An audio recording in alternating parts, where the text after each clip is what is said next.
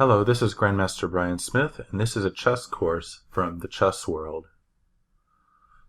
So the game of chess, success in the game of chess involves many factors, both tactics and strategy, calculation and intuition, and evaluation and creativity. The subject of this specific course will be strategy and general principles of positional play.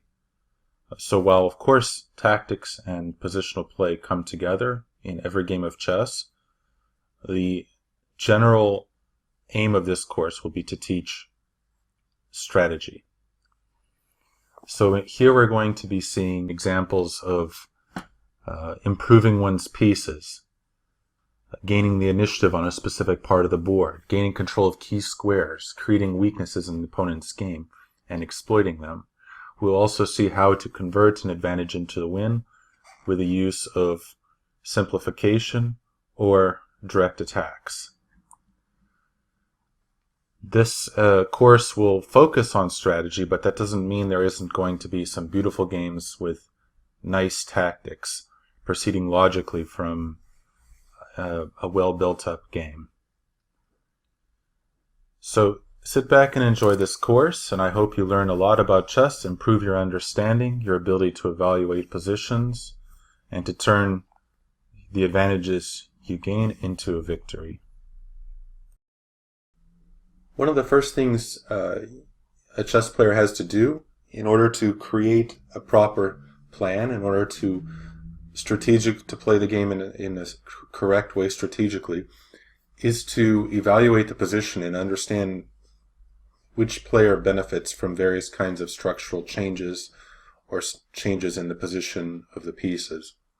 To illustrate this, we'll see this recently played game, which was Yinglun Su, Chinese Grandmaster, against Yevgeny Nair from the Aeroflot Open Moscow 2018.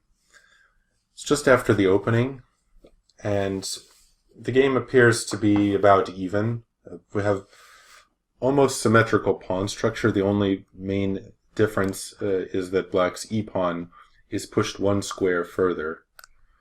The positions of the knights are different. This is relevant. But apparently on the surface it looks like a very dull position. But from this position, black quickly obtained an overwhelming advantage. So we'll see how that happened. It began when white made a somewhat incomprehensible move, e4. Now this move, on a certain level, fits positional rules. White takes the pawn off of the color of his bishop and puts it on the opposite color. He fixes the pawn on e5 on the same color as black's bishop. Nevertheless, this move is very wrong. And the reason is that, first of all, it allows this square for the black knight, allowing black to improve the position of this knight, and it permanently weakens the d4 square. So this is the beginning of incorrect play strategically for white. I think that it might have come from misassessment of the position, something like that. It was much better for white to play probably a move like rook a to d1, just bringing the rook in on the open d file. Black, of course, if he wanted to push e4, this creates new weaknesses in the black position. The knight comes into d4. So it's not necessarily something white needs to worry about. Then the game would be about even after rook a to d1. But instead e4 was a serious mistake. Black used the opportunity to play knight f4. So this leaves the e-pawn on pre, but we see here tactics in the service of strategy. White can't take that pawn either way.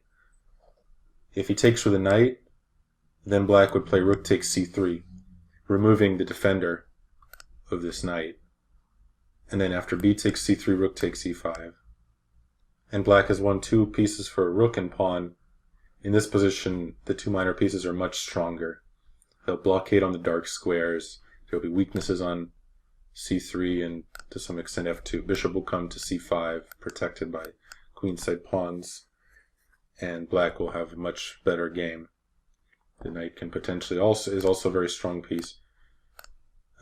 So meanwhile, if bishop takes e5, Then knight to d3 forks the rook on e1 and the bishop on e5.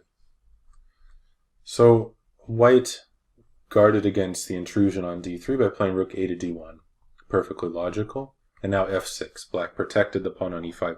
So it was very important for black to have played knight f4 before white had the opportunity with the knight still on g6 to play g3 and restrict the knight.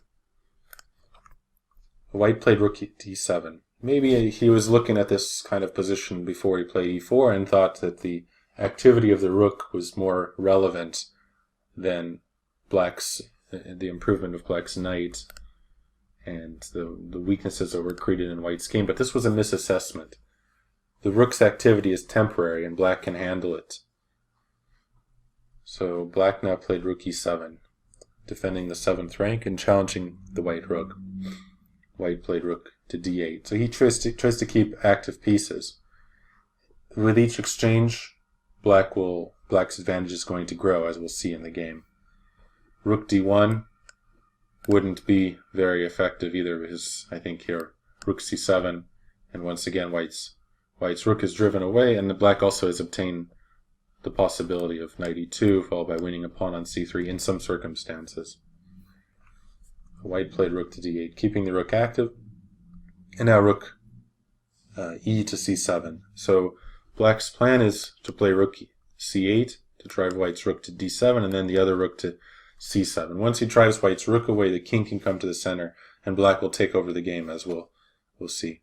And also, once the rook is driven off of the back rank, black will have a tactic like bishop takes a3 start to become possible, because the bishop on c3 won't be well guarded. So here white played bishop b4. Seemingly he's active. He's pinning the bishop on f8. It's under attack. Black has to retreat. But such an assessment of the position that white is either active enough or even better would be very superficial. The long-term factors are in black's favor. His possession of the most distant open file and the better knight. White's knight on f3 is a very poor piece. We'll see. Knight e6. Black's knight retreats, but it's only temporary. The bishop is defended now, and the rook is under attack. So white, of course, kept his rook active, playing rook to a8. Retreating would allow black to take on b4, followed by rook to b6, or rook c4, even better than what could have happened in the game. So rook to a8. Black now played rook to c8, breaking the pin and challenging white to take the a-pawn. So here white had to make a choice. Which way best to fight for a draw?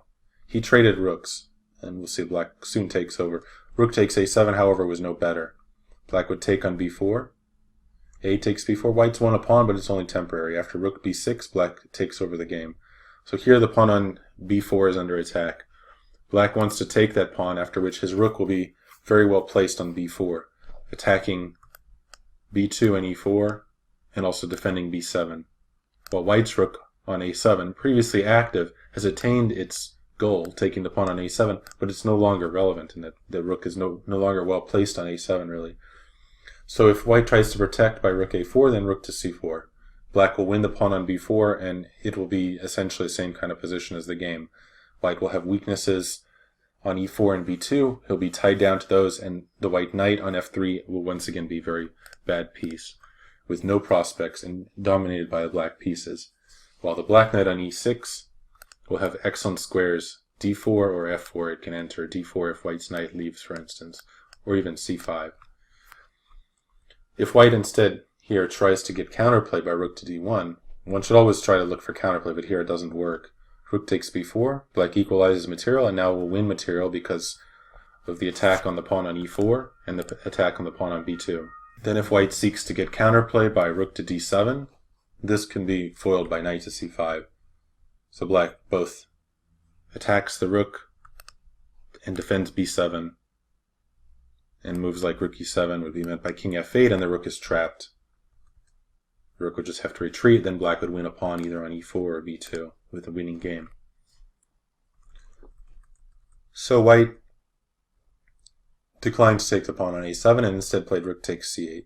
Black took back, and now bishop takes f8.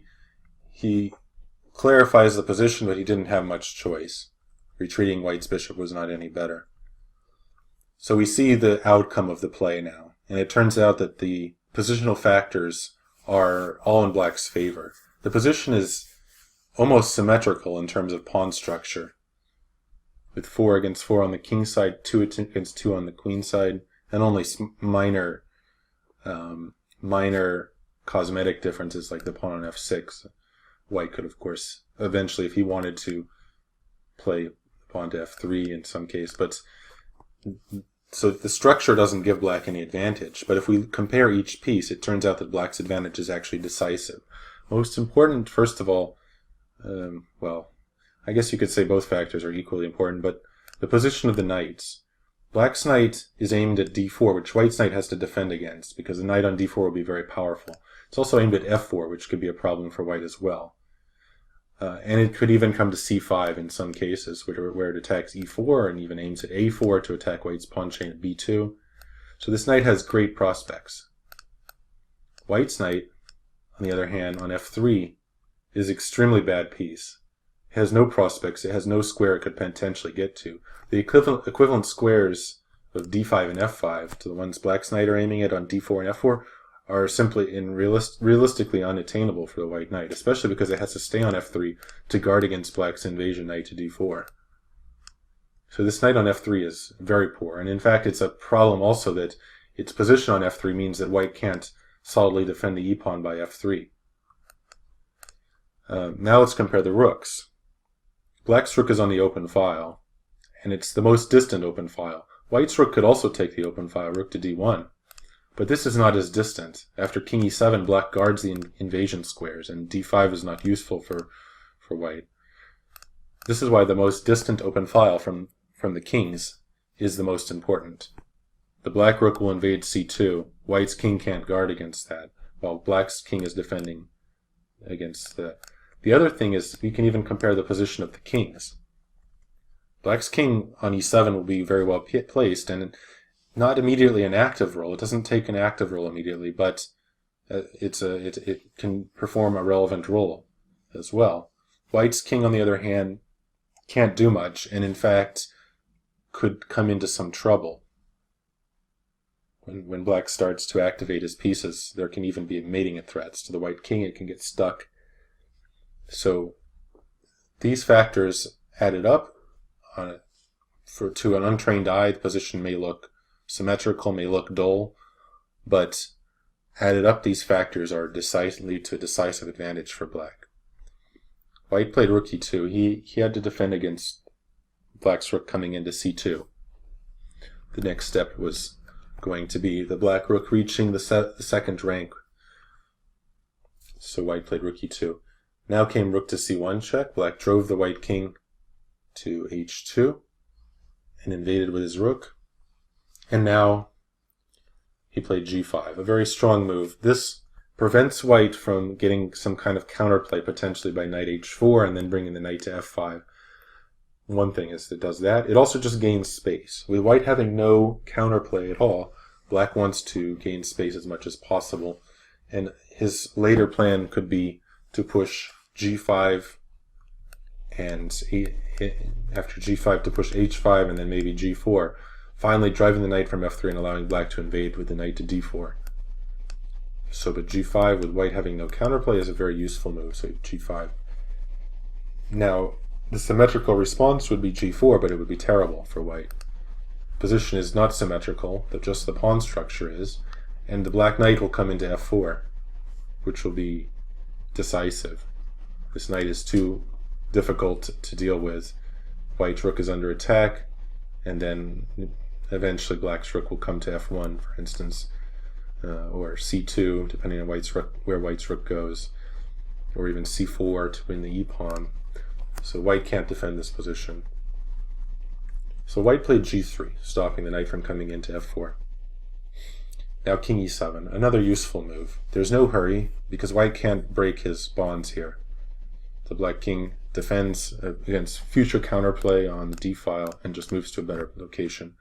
White played king to g2. Again, he has to just wait. Now h5. Again, black just makes useful moves with white having no counterplay. Now the future is g4. But also white is almost in the Zugzwang here. So for instance, if he plays rook h3, he played knight h2. If he plays rook e3, then rook c2 allows the black rook to occupy the second rank decisively.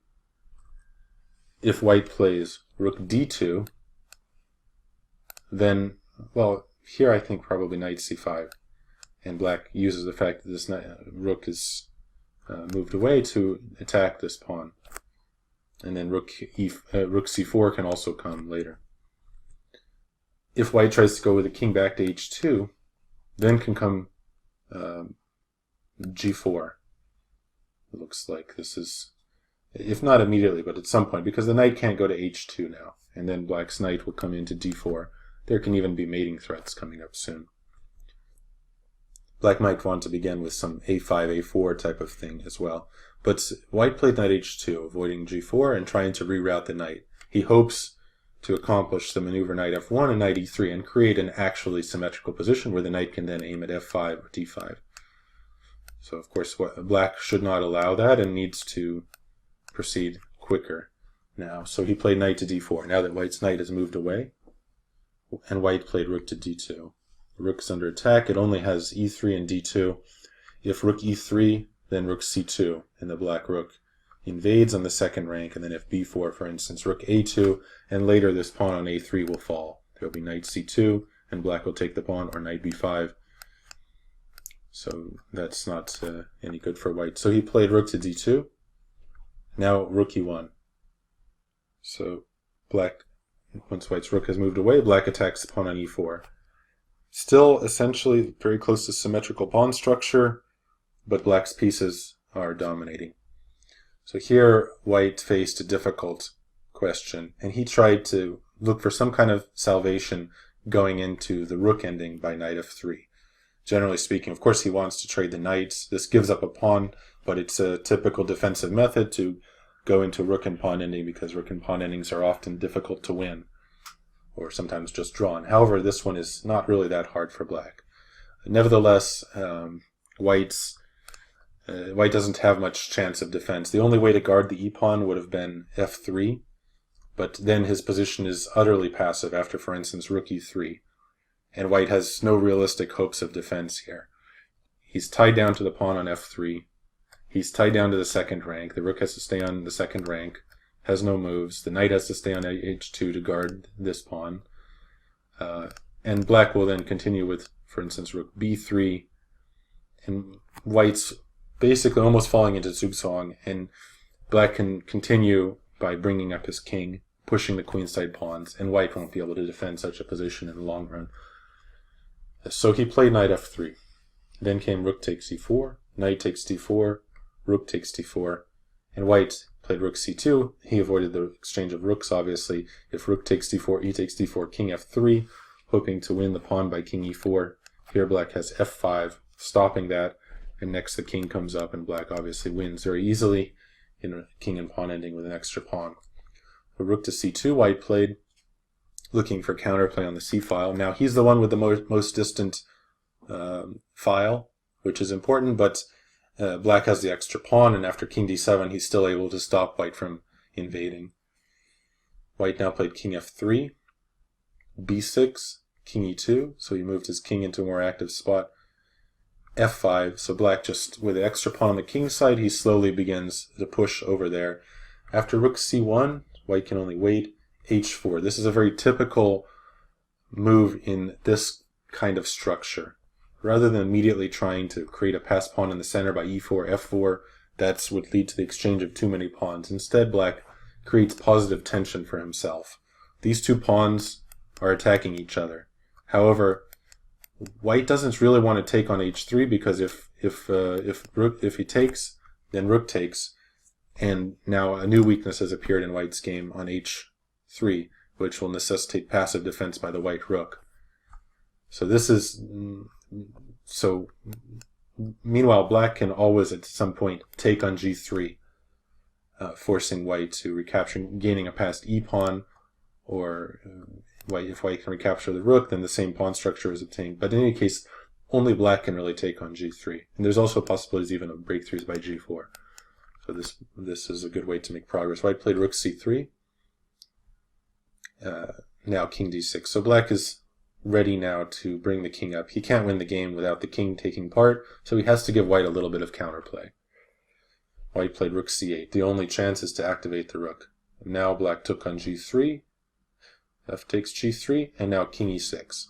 So the king comes over, has to defend this pawn, but now he's got a passed e-pawn.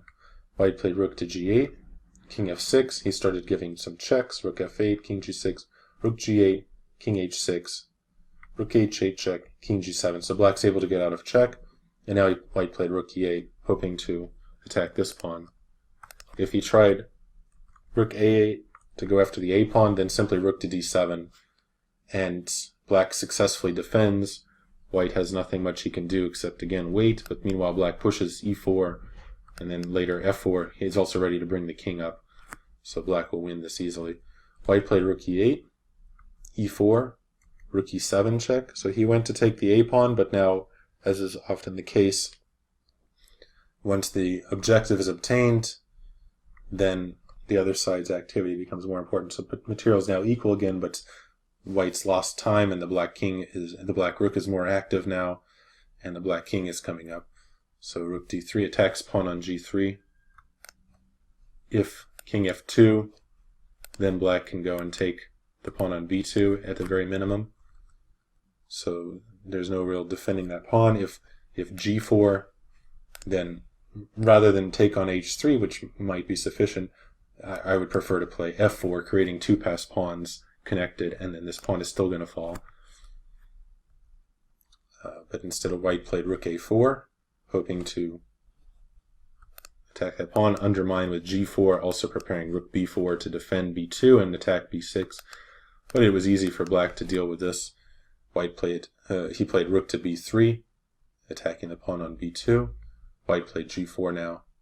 Rook to b4 wouldn't help, because after the trade of rooks, white would be down a pawn essentially in king and pawn ending. Even though material technically is equal, these b pawns are useless, so black would then continue with f4, creating two passed pawns in the center, and then white will, for instance, when these are traded, he'll have his own passed pawn, but the black king will come up and block it, and then he'll start to advance the pawns, and ultimately white will have to give up the h-pawn to stop black's pawns, and black will win easily. So instead he played g4, trying to undermine the pawns, but after rook takes b2, king e3, rook b3 check, king e2, f takes g4, white resigned, because, of course, if rook takes e4, g takes h3, and black will win easily with the two extra connected passed pawns, while if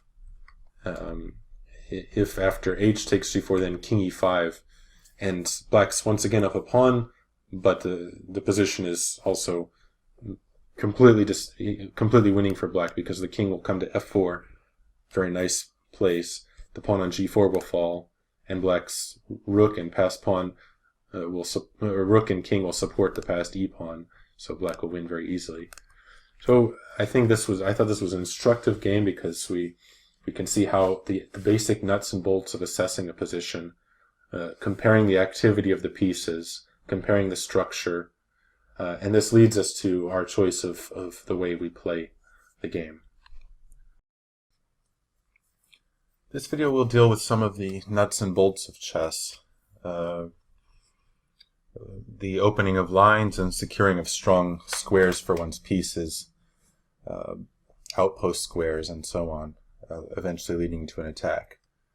This was my game against Grandmaster Sergei Kudrin from the Cleveland Open in 2012.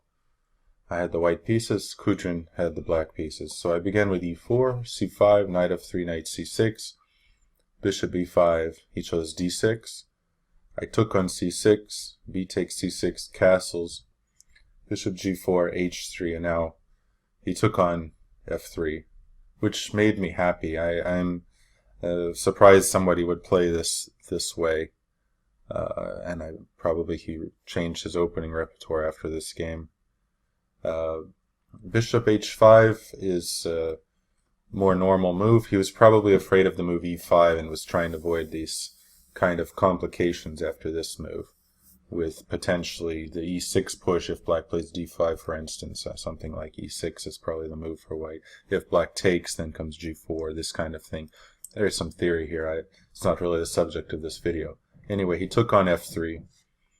I took back with my queen, and now e5. So black has given up the two bishops and has a doubled pawns. And while the pawns aren't exactly weak, they also are a little bit, the fact that they're doubled makes them a little bit static, his position in the center a little bit static, and it gives white good prospects to gain an advantage, as we'll see. So here I played d3, a very simple move. I open up the bishop from c1 and the d2 square for the knight as well. It would be an error to put the knight on c3. The knight is not well placed on c3 at all here. Has no prospects, although it looks like a normal square. In fact, this is a very bad square for the knight. So instead I play d3 and I prepare a different development for the knight. This is also the most flexible move. I'm sure I'm going to play d3 at some point, so I play it right away. Another idea would be to play c3 and d4, but this also wouldn't be as effective. The d4 move would undouble black's pawns. Also this white's development is too delayed for this, I think, and black can furthermore play g6 and bishop g7, something like that, to control d4. So instead I played d3, and black played g6. He could play knight f6 here with the idea of playing bishop e7 and castles, a very simple development. Maybe it was better than what he did, because it would leave d6 pawn more protected, and maybe the king side would be a little bit stronger, but this also white would play in a similar way, also getting a strong advantage. I would probably put my queen on a different square than I did, because if queen on g3 would be vulnerable to knight h5 later, but queen on e2 is also good, so probably something like that. I would begin with knight to d2 here, as in the game. So instead g6, so he planned to fianchetto his bishop. I played knight to d2. So now my plan is to put the knight on c4. Much better square than c3 for the knight. From c4, the knight is pressuring d6 and also contributing to the attack on e5. And in some cases it can go also to e3, depending on how black plays. So black played bishop g7, knight to c4, and now knight e7. In fact, this black's knight is very badly placed on e7. It's controlled by white's pawn on e4. So typically this square is not very good for the black knight in this structure. However, the problem with the normal looking development knight f6 is that white plays bishop g5. And then how can black break this pin? His queen and bishop will be tied down if he can't break the pin. And if he does try to break it, the only way to do it is by h6 and then g5. But the problem here is now, without the light squared bishop, this square is very weak, so then knight e3 to f5 can come. The knight on f5 will be impossible to get rid of, and the pressure on black's king side would be overwhelming. And then when black finally castles, there also can be a breakthrough with h4, with the knight on f5, so black can't really deal with white's initiative there.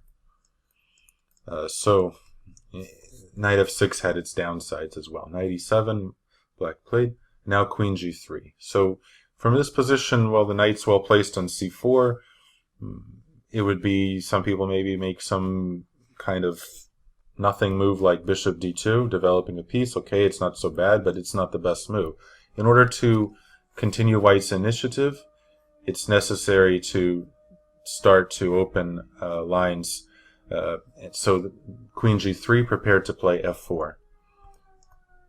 The f4 move will not only open the f file, but also it's going to open this diagonal and allow white's knight to reach d6. So this move is a very positive plan to move forward for white, rather than just empty developing moves. So here black castled now, and I continued with f4. So white, of course, threatens to take the pawn on f4. Well, not threatening to take it yet, actually. I mean, to capture it a second time, but would like to take the pawn force him to take back with his d-pawn, and then black's structure is awful. I can't take immediately on e5 because of queen takes d4 check then, with after knight takes e5, but next would come bishop e3, threatening the pawn on c5 and also the pawn on e5. That would then would win a pawn for white. So he has to react to this f4 move, and he took on f4.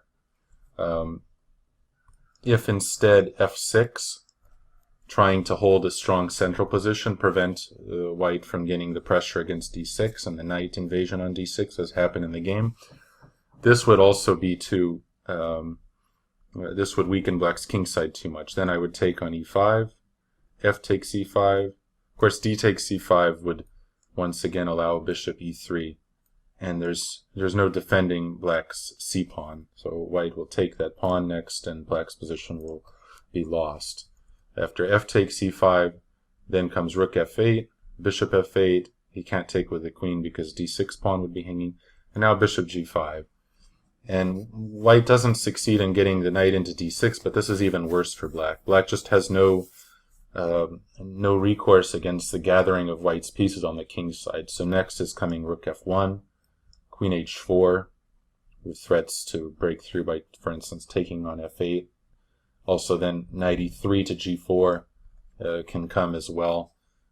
And there's just no hope for black in this position. Also after rook f1, queen f2 is another idea to invade on f7. And black can't defend such a position. So he took on f4, and I took back with my bishop. So I threatened the pawn on d6. So d5 was forced. Otherwise, of course, if knight c8, for instance, I'll still just take on d6. And this is losing for black. So he played d5.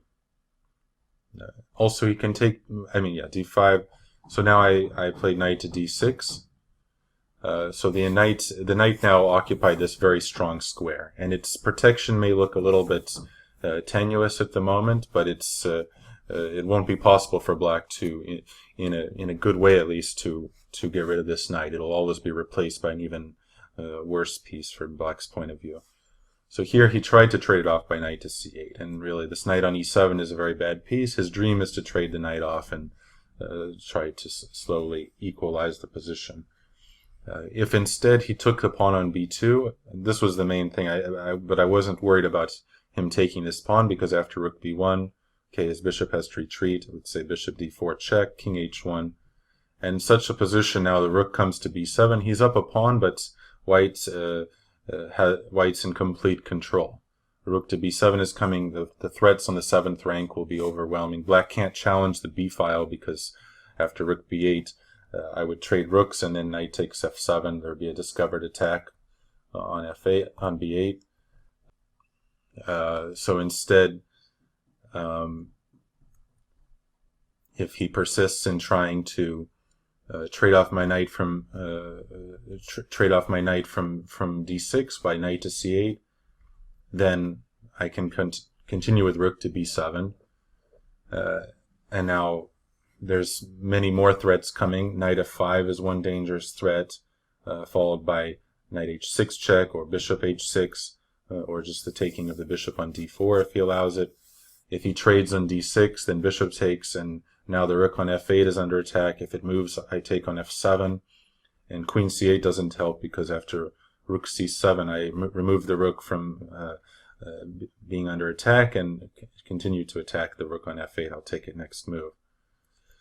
So taking the pawn on b2 would leave white with a decisive advantage.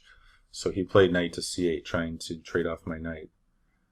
Here, I was able to just ignore the threat by playing c3. So this move stops his possibilities of taking on b2 and simply leaves black without moves. So sometimes it's important to recognize that you don't need to immediately do anything, but you can just shut down your opponent's play. So now, if, for instance, he tried to play g5, this of course is important to have checked. The move looks terrible on the surface, but At the same time, if it works tactically, I could lose material. My bishop and queen are needed to both guard my knight on d6. So now I have knight f5, and thus white's able to save the knight, moving it to a square where it's even worse from black's perspective than on d6. And also, black can't take on f4 because queen takes g7 mate, so then next white's threatening to take on g5, and black's position is a disaster.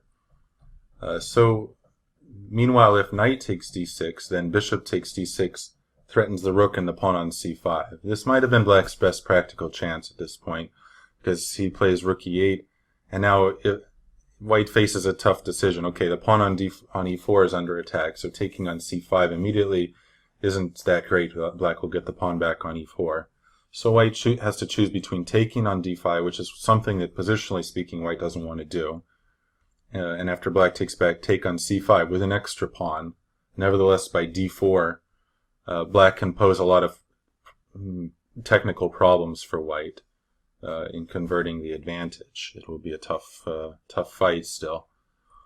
So it might have been my choice might have been to play e5 here, which doesn't win material, at least not yet, but leaves white with a in positional control here. So then there's, for instance, queen f2 is coming, but also white is ready to just double the rooks on the f-file and build up, where black doesn't have a lot of counterplay, or really any counterplay. So that might have been the more practical decision then. But he played queen to d7. So his idea was, I think, was rook to d8 to try to get rid of my knight.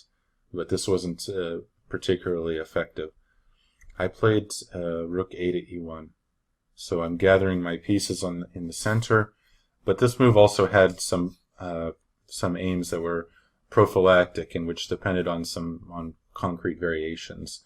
So now, for instance, if he goes rook to d8, I think my idea was now to take on f7. E5 is not so clear because while my knight is replaced by a passed pawn, by rook e8 he's able to try to trade all the pieces on the e-file, trade all the rooks on the e-file, and has good chances to hold, although white still has a good advantage. The pawn on d6 won't be easy for black to deal with. But I think there's even better, and I was probably going to take on f7 if I remember right. He would have to take either way, and there's going to be a discovered attack nevertheless. Bishop g5, it's going to reach the same position. Bishop g5, attacking the queen, so queen has to move and protect the rook. Then trade bishop for rook, so black has two minor pieces for the rook, and pawn. But now e takes d5, and the point of rook a to e1, we see how this was effective in preventing black's plan of rook to d8. The rook goes to e1, is now on the open e-file. So after c takes d5, queen e3, and white should win this position. White's threatening queen e8, and if black protects with knight to d6, then not this move,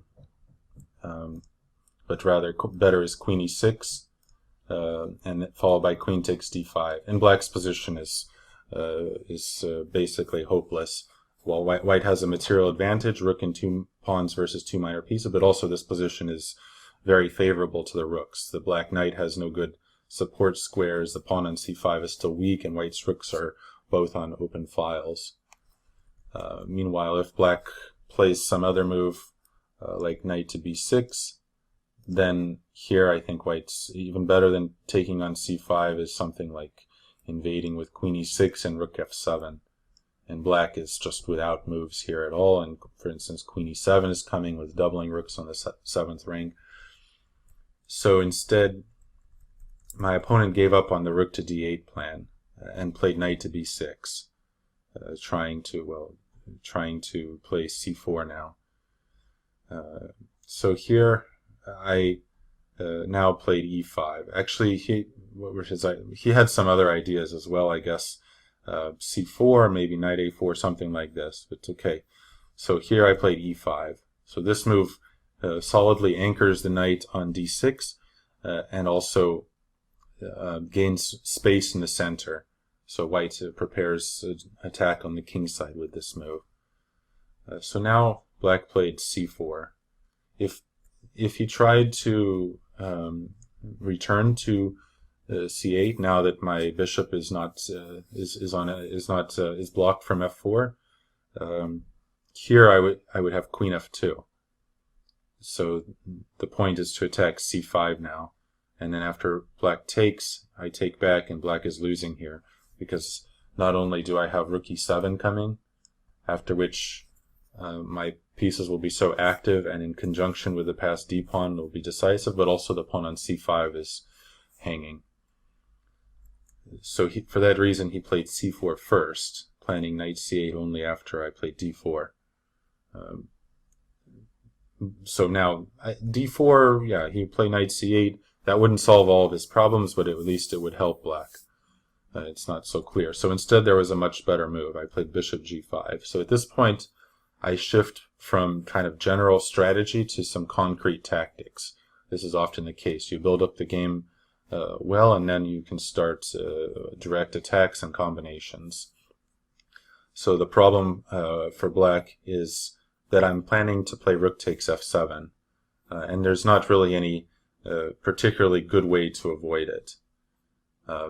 So for instance, besides the threat of knight takes f7, for instance, if queen e6, I have the move knight f5, which is another one of white's threats. This was another point of the bishop g5 move.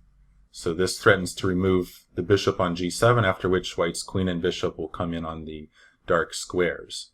So the threat of knight takes g7, king takes g7, bishop f6, followed by, for instance, queen f4, and then queen h6. So meanwhile, if black takes the knight, then bishop f6, and there's no defense to the bishop on g7. So he had to, so he played c takes d3. Now this black has carried out his point of c4, and this d pawn actually can be a bit of a diversion. This had to be carefully calculated, of course, before I went into it. So now knight f5, as before, he has planned some tricky complications, starting with d2, this diverting move. Which is a big problem for white in some lines. White always has to watch for this move. So of course, if bishop takes d2, now there's no bishop f6, so black can take the knight. If bishop h6, f6, and black succeeds in defending and has an extra piece. So it's important to always be careful and not just dismiss moves on general principles. If rook to d1, on the other hand, if white just moves the rook away, now with the rook not on the e-file, black can play f6 with some tricky complications. There's no e takes f6 followed by rook e7, for instance, here. And things get very sharp after this move. So much better was the move I played, which was rook takes f7. So this was, of course, calculated at the outset. So he now took on e5, removing the pawn. The point is that if rook takes f7, then e6. White regains the rook while getting the pawn to f7, and then the other rook comes into e8 next. So with tempo on each move, the queen has to move, white takes on f7 with check, and then rook e8.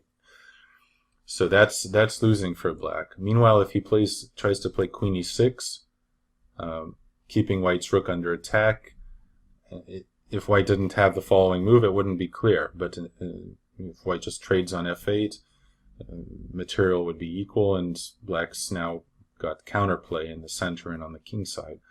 But I have rook e7. This traps the black queen in the middle of the board, and white wins. Meanwhile, if black again tries this diverting move, d2, which is real important to always watch for this, the idea being that if bishop takes d2, now there's queen e6. And while white is up a pawn, things are far from clear, because now black will trade off white's rook from f7, the pawn on e5 will be a little weak, and it's generally not such a clear position.